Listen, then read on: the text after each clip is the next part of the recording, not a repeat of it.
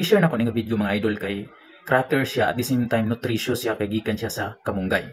So unsaon ni siya pagluto mga idol? Una is kinahanglan na kay kamunggay ang isa ka cup, limpyo na siya siyempre mga idol. Og butangan na to og duha ka kutsara nga patis. Ibutang na to sa blender mga idol.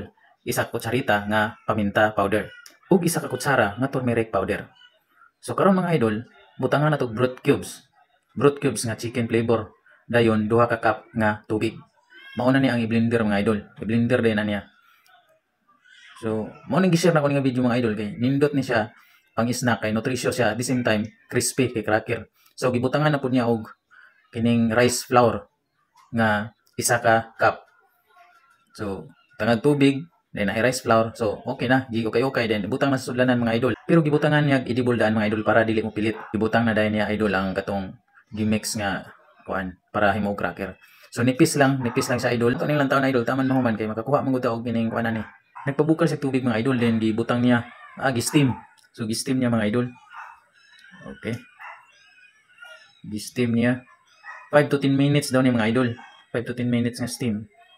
Siyempre takluban kay para dili ka hungaw ang init. After 10 minutes mga idol, okay na.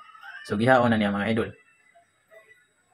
Okay kayo. Gitangtang na niya mga idol, then gibutang niya sudlanan nga gisapawan po niya cloth nga limpyo. So inani mga idol para mo dry jud sa maayo. Mawala tong mga excess nga tubig.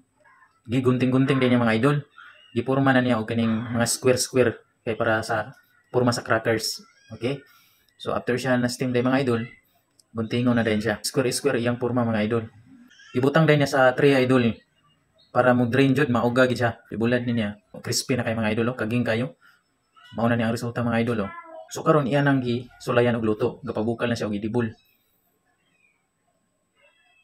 Wow. Okay kayo mga idol. Gihaon na din ni idol. Dali ra siya kay luto naman daan god na steam naman eh.